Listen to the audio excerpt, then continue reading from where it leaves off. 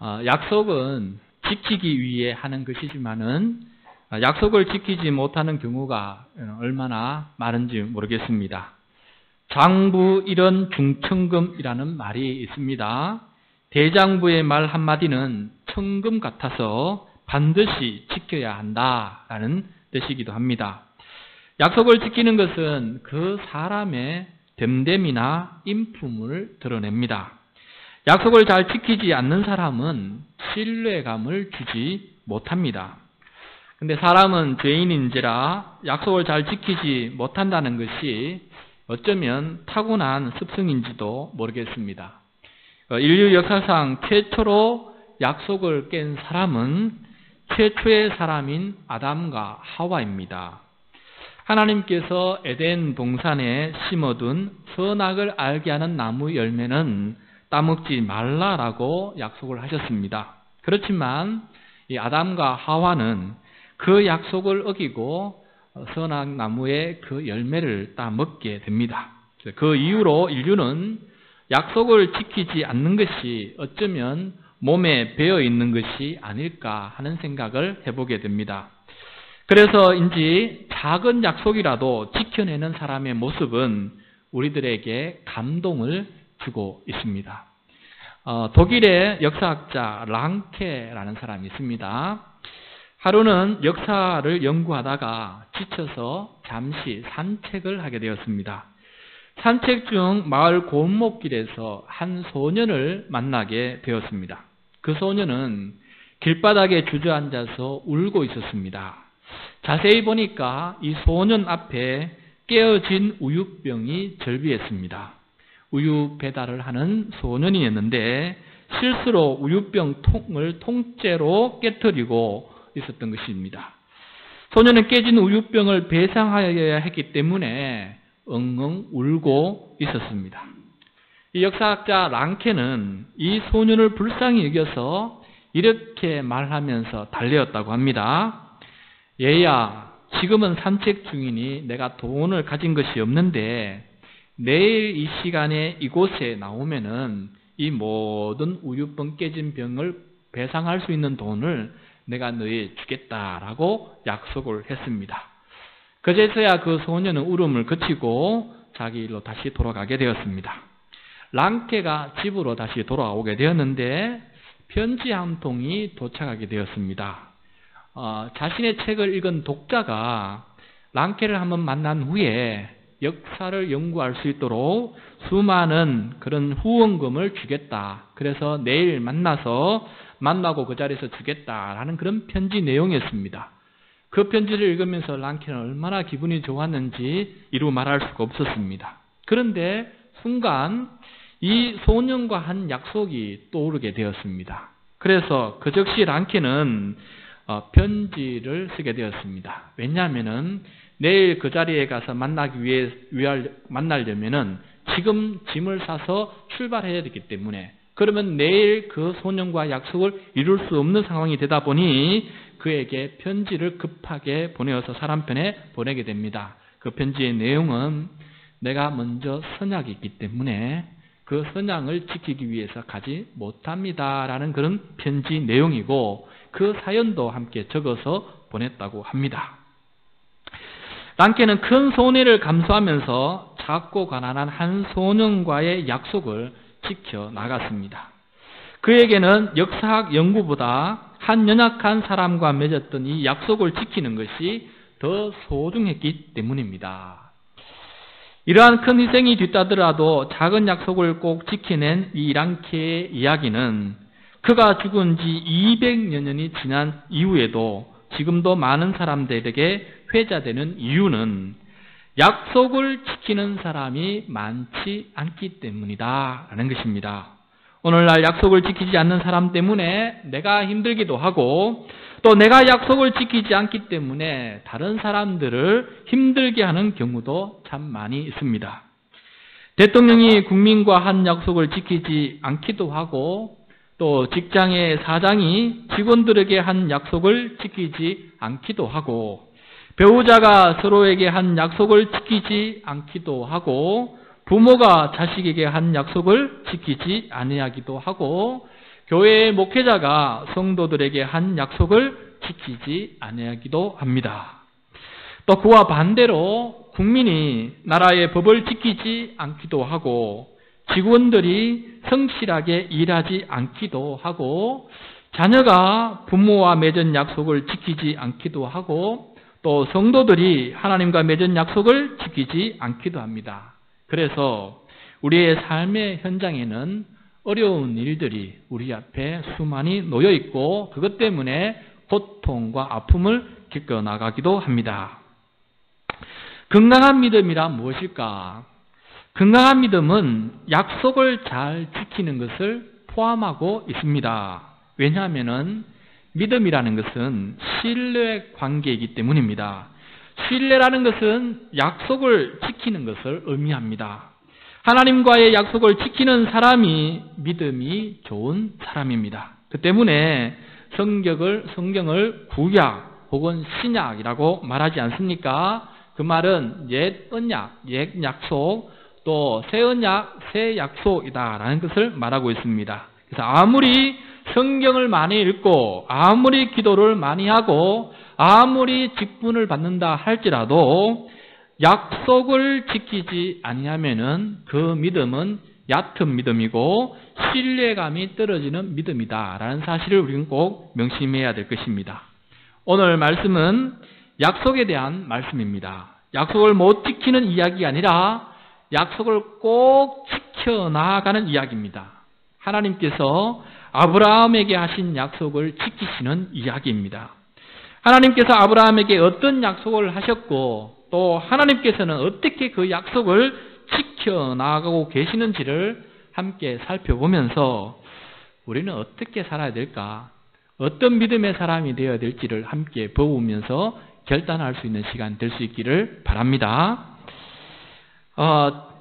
첫째, 하나님께서는 아브라함에게 큰 민족을 이루시겠다고 약속하신 분이십니다. 그리고 그 약속을 이루시는 분이십니다. 하나님께서 처음 아브라함을 부르실 때 아브라함에게 약속한 것이 있습니다. 그것은 지금은 비록 아브라함 한 사람을 부르지만은 하나님은 이 아브라함의 후손으로 큰 민족을 이루겠다고 약속하셨습니다.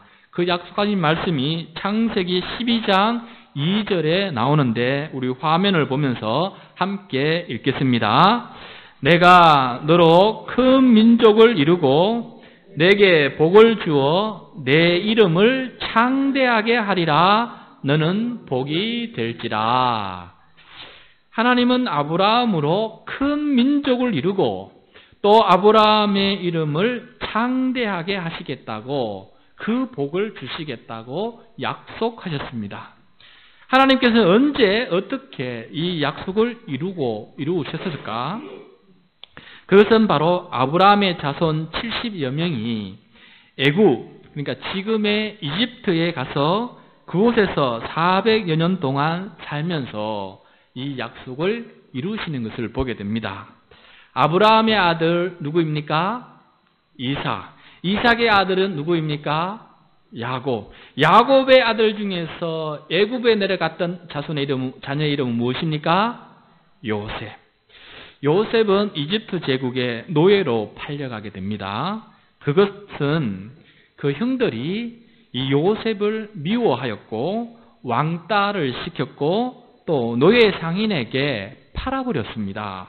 그래서 요셉은 자기 형제들에게 버림을 받고 그래서 타향살이하게 되고 노예 생활을 하게 되었습니다. 어떻게 보면은 참 비참한 인생이 아닐 수가 없습니다. 그렇지만 요셉은 자신의 삶을 저주하거나 인생을 포기하지 않았습니다. 그곳에서도 성실하게 부지런하게 최선을 다해서 일하였고 하나님께서 주시는 지혜로 많은 사람들을 도왔습니다. 그 때문일까요? 하나님은 요셉을 이집트 제국의 총리로 높이 세워주셨습니다. 총리로서 요셉이 한 가장 큰 업적 중에 하나는 5년의 대풍년과 이어지는 5년의 대흉년을 지혜롭게 대처했다라는 것입니다. 그는 5년 대풍년 동안에 이집트 전 지역의 창고에 먹을 양식을 가득가득 비축하였습니다. 그래서 이어지는 5년의 대흉년을 버틸 수 있도록 만들었습니다. 이러한 5년 대흉년을 준비하지 못해서 기근과 굶주림에 허덕이던 주변 나라 사람들은 이 이집트에 와서 먹을 양식을 구하게 된 것입니다. 요셉의 형들도 먹을 것이 없어서 이 이집트에 내려와서 총리인 자기의 동생 요셉 앞에 머리를 숙이게 되었습니다. 자신을 찾아온 형들을 보면서 요셉은 깨닫게 되었습니다. 형들이 자신을 미워했다. 형들이 자신을 왕따시켰다. 형들이 자신을 노예로 팔아버렸다라고 생각을 했는데 가만히 지금 생각해 보니 그것이 아니었습니다. 형들이 보낸 것이 아니라 하나님께서 나를 이집트에 보내셨다라는 것을 그때서야 깨닫게 되었습니다. 자신뿐만 아니라 자신의 모든 가족을 기근에서 살리려고 자신을 그곳으로 하나님께서 부르셨다는 것을 이해하게 된 것이지요. 이렇게 해서 요셉은 자신이 당한 고난의 의미, 자신이 당한 처절한 그 고난의 목적이 무엇인지 그때서야 깨닫게 되었습니다. 그런데 요셉이 깨닫지 못한 고난의 의미가 하나 더 있습니다. 요셉은 알지 못했지만은 400년 뒤에 그 후손들이 깨닫게 된 것이 하나 있습니다. 그것은 다름 아니라 하나님께서 아브라함에게 하신 약속을 이루시기 위해서 요셉을 이집트에 보내셨다라는 것을 나중에야 깨닫게 된 것입니다. 요셉의 가족은 당시 70여 명이었는데 그 70여 명이 이집트에 내려가서 살게 되었고 400년 동안 살게 되었는데 그 사이에 이 아브라함의 후손이 70여 명에서 장정만 70만 명이 되는 그런 놀라운 민족으로 불어나게 된 것입니다. 오늘 말씀 좀 시편 105편 24절 말씀 같이 읽겠습니다. 24절 시작. 여호와께서 자기의 백성을 크게 번성하게 하사 그의 대적들보다 강하게 하셨으며, 자, 여호와 하나님께서는 자기의 백성을 크게 번성하게 하셨습니다. 성경에 따르면 장정만 60만 명이요 아내와 아이들까지 포함하면 약 200만 명이 되었다고 말하고 있습니다. 하나님께서는 아브라함의 후손으로 큰 민족을 이루시는 장소를 이집트로 선택을 하셨습니다. 그 이집트를 선택하게 만든 장본인이 누구냐면 요셉이었고, 요셉 때문에 그들은 나일강 하류 지역의 비옥한 고센 땅에 살게 되었던 것입니다. 그 땅에서 400년 동안 200만 명으로 큰 민족을 이루게끔 만들어 주신 것입니다. 요셉은 그 당시에는 하나님의 이러한 놀라운 계획이 있는 줄 몰랐지만은 하나님의 약속을 이루는 귀중한 동력자로 살아갈 수 있게 되었던 것입니다. 하나님께서는 신실하고 약속을 잘 지키는 사람을 통해서 지금도 일하고 계십니다. 그리고 하나님은 반드시 그런 사람을 찾으십니다. 왜냐하면은 하나님께서는 약속을 이루셔야 되기 때문에 반드시 그런 사람을 찾으셔서 하나님의 뜻을 이루어 나가신다라는 것입니다. 여러분, 우리 모두 다 하나님의 약속을 성취해 나가는 일에 쓰임받을 수 있는 그런 사람 되시기를 축복합니다. 그렇게 되기 위해서는 어떤 상황에 놓여 있을지라도 자신의 삶을 저주하고 실망하는 것이 아니라 하나님을 기대하고 나에게 주어진 하나님의 약속의 말씀을 굳게 붙들고 실천할 때 하나님께서는 그 사람을 지명하여 부르시고 사용하신다는 것을 꼭 명심할 수 있기를 바랍니다. 둘째, 하나님은 아브라함에게 땅을 주시겠다고 약속하셨는데 그것도 성취하십니다. 하나님께서는 아브라함으로 큰 민족을 이루고 그 큰 민족이 살아갈 땅도 주시겠다고 약속해 주셨기 때문입니다. 땅이 없는 민족에게 땅을 주시는 하나님의 약속이 어떻게 지켜지고 있는지 함께 살펴보겠습니다. 먼저 하나님께서 아브라함에게 약속하신 말씀이 창세기 12장 1절에 나오는데 같이 화면을 보면서 읽겠습니다. 여호와께서 아브라함에게 이르시되 너는 너의 고향과 친척과 아버지의 집을 떠나 내가 내게 보여줄 땅으로 가라. 아멘. 아브라함은 고향과 친척과 아버지의 집을 떠났습니다. 하나님께서 자신에게 보여주는 땅으로 따라갔습니다. 믿음으로 따라가 보니 그곳은 가나안 땅이었습니다. 가나안 땅. 그곳에서 아브라함과 아브라함의 아들 이삭, 이삭의 아들 야곱, 야곱의 아들 12아들이 이 가나안 땅에서 살아가게 되었습니다. 그러나 5년 대흉년으로 말미암아 먹을 것이 없어서 그들은 이집트로 내려가게 되었습니다. 약속의 땅을 떠나게 되어버렸습니다. 이집트에 내려간 이유는 하나님께서 먼저 큰 민족을 이루고 난 다음에 그 다음에 그 큰 민족이 살아갈 땅을 주시려고 우선순위는 먼저 땅이 아니라 큰 민족을 이루는 것이 먼저였기 때문에 하나님께서 그들을 잠시 애굽 땅으로 이동시킨 것이었습니다. 그렇게 큰 민족을 이룬 다음에 애굽에서 다시 나와서 약속의 땅으로 돌아가게 되는 것이죠. 애굽에서 나와서 광야를 통과해서 결국 가나안 땅에 걸어가는데 몇 년이 걸렸습니까? 40년이 걸렸습니다. 40년. 그 과정 속에서 하나님은 낮에는 구름 기둥으로 밤에는 불 기둥으로 보호하셨고 광야에서는 먹을 양식이 부족하여서 하늘에서 만나와 메추라기를 보내어 주셨습니다. 그리고 바위에 물이 없어서 바위 틈에서 물을 흐르게 하셔서 물도 마시게 해주셨습니다. 이때 이 백성을 이끈 사람은 누구였습니까? 모세였습니다. 모세는 그럼 어떤 사람입니까? 그는 태어나자마자 나일강에 버려진 아기였습니다. 왜냐하면 그때 이집트의 왕은 이 이스라엘 민족이 너무 수가 불어나니까 그래서 그것 때문에 위협을 느껴지니까 이집트 민족 중, 이스라엘 민족 중에서 태어나는 모든 장자는 다 죽여버리라 라고 이렇게 명령을 내렸거든요. 그래서 이 모세도 태어나자마자 죽을 위기에 놓이게 되니까 이 모세의 어머니가 조그마한 바구니에 아이를 담아서 태어난 지 얼마 된 아이를 나일강에다 떠나보냅니다. 그런데 하나님께서 그 나일강의 수많은 악어의 먹이가 되지 않고 결국 나일강 변에서 때마침 목욕을 하고 있던 그 이집트 그 공주에게 눈에 띄게 되는 것이죠. 그래서 그 생명이 건지게 되어서 이 궁궐에서 살아가게 됩니다. 하나님께서 그렇게 살려줄 줄 누가 알게 되었습니까? 그 궁궐에서 자랐지만은 그 민족이 이스라엘 민족이기 때문에 늘 이스라엘 민족을 생각하며 살았습니다.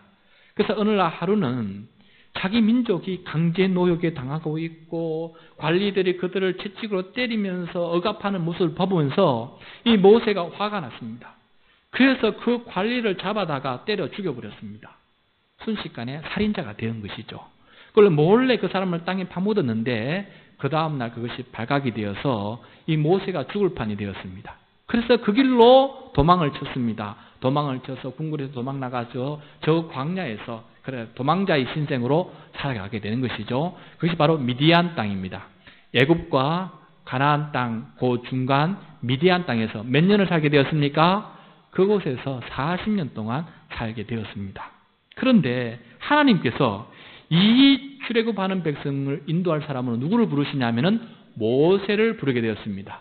모세만큼 적임자가 없습니다. 그는 애굽도 잘 아는 사람이고 광야에 40년 동안 살았기 때문에 이 40년 광야를 이끌어갈 가장 적임자가 모세였고 또 거기에 살면서 애굽과 가나안 땅을 왔다 갔다 했기 때문에 저 가나안 땅에 가는 길도 가장 잘 알고 있는 사람이 모세였습니다. 그러니까 하나님께서는 그 길을 인도하시려고 미리 40년 동안 광야로 보내신 것이었습니다.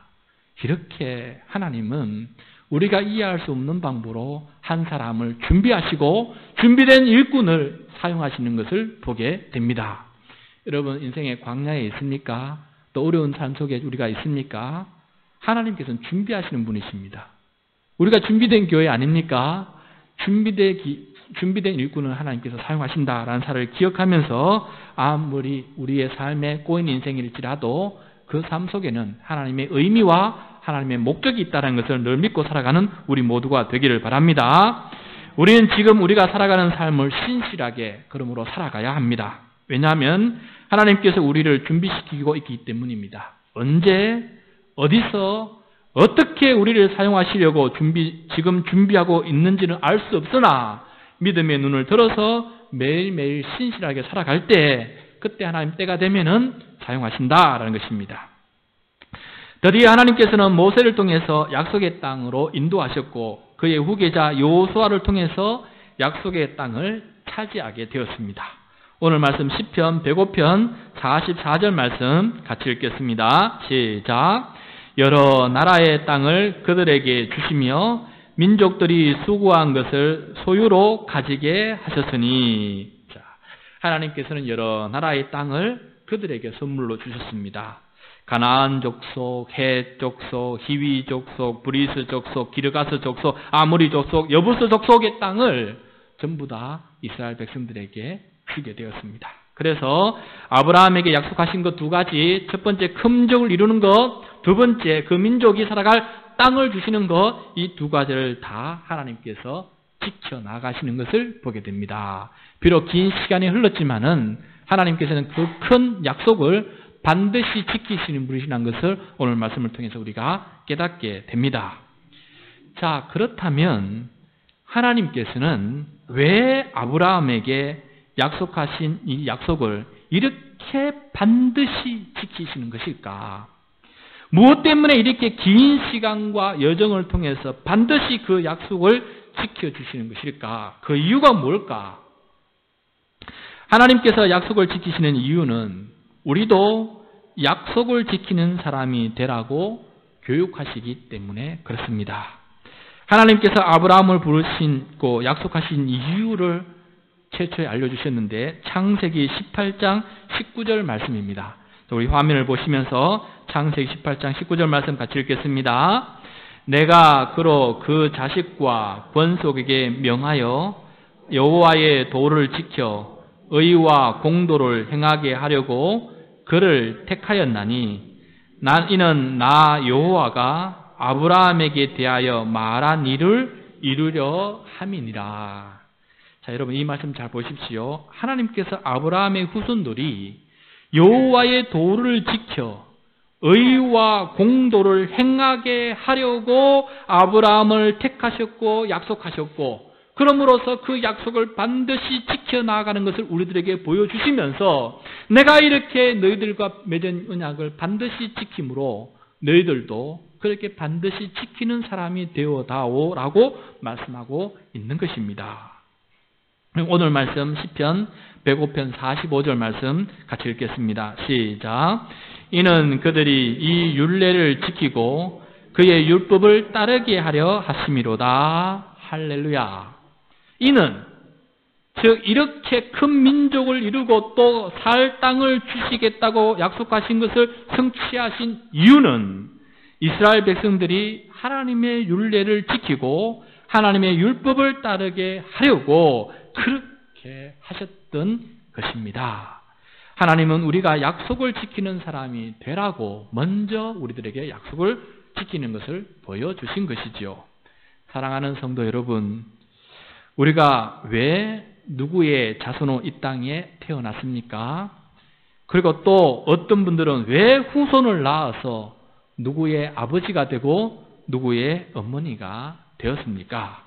그리고 왜 이 땅에서 살아가고 있습니까? 그것은 하나님께서 아브라함에게 약속하신 것을 지금도 우리를 통해서 성취하시기 위함입니다.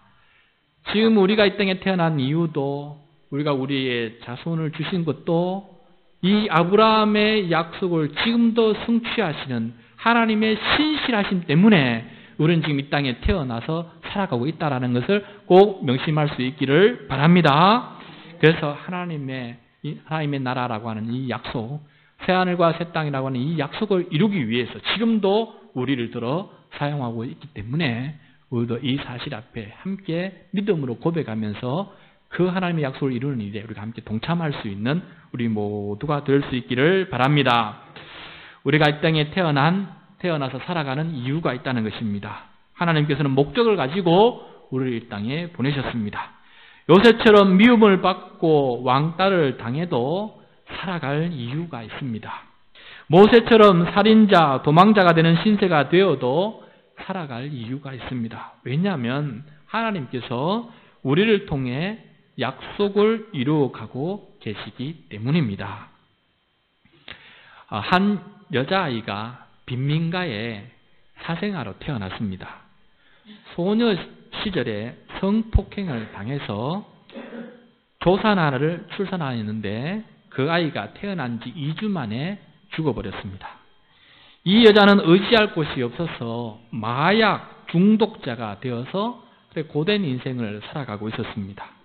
암울하고 불우한 과거를 가지고 있으면서도 현재는 타임지가 뽑은 미국을 움직이는 영향력 있는 100명 중에 1위로 선정되었다고 합니다. 이 여자의 이름은 오프라 윈프리입니다. 그녀의 자서전에 4가지 사명을 기록하고 있는데, 첫째, 남보다 더 가졌다는 것은 축복이 아니라 사명입니다. 둘째, 남보다 더 아픈 것은 고통이 아니라 사명입니다. 셋째, 남보다 설레는 꿈이 있다면 헛된 망상이 아니라 사명입니다. 넷째, 남보다 부담이 되는 어떤 것이 있다면 그것은 사명입니다. 인생이라는 여정 가운데 수많은 일이 일어납니다. 좋은 일도 나쁜 일도 어떻게 생각하느냐에 따라서 좌절의 씨앗이 될 수도 있고 자신의 위대한 사명이 될 수도 있습니다. 그래서 윈프리는 아픈 속에서 자랐지만 그녀는 자신에게 닥친 모든 것을 인생의 사명으로 받아들였습니다. 자신의 지우고 싶은 과거도 지금의 부유함도 인생의 사명으로 여긴 것입니다. 성도 여러분, 하나님께서 약속을 성취해 나가실 때 좌절을 딛고 신실하게 살아가는 사람을 존귀하고 보배롭게 사용하시는 것 같습니다. 왜냐하면 이러한 사람은 사명이 무엇인지 깨닫고 또 그 어려운 형편을 버텨나가고 이겨나갈 수 있는 준비된 일꾼이기 때문에 그렇습니다. 그러므로 여러분, 약속을 지키며 신실하게 살아가는 우리 모두가 될 수 있기를 축복합니다. 지금은 우리의 삶이 아둔하고 보이지 않더라도 우리가 매일매일 신실하게 하나님의 말씀과 더불어서 기도하며 살아간다면 하나님께서는 우리를 들어서 분명히 하나님의 뜻에 합당하게 사용하실 줄로 믿습니다. 그렇게 되기 위해서는 내가 하나님처럼 신실하게 약속을 지킬 줄 아는 사람이 될 때 가능하다라는 것입니다. 우리 준비된 교회 모든 성도님들은 약속을 지킬 줄 아는 그런 사람 될 수 있기를 부탁드립니다.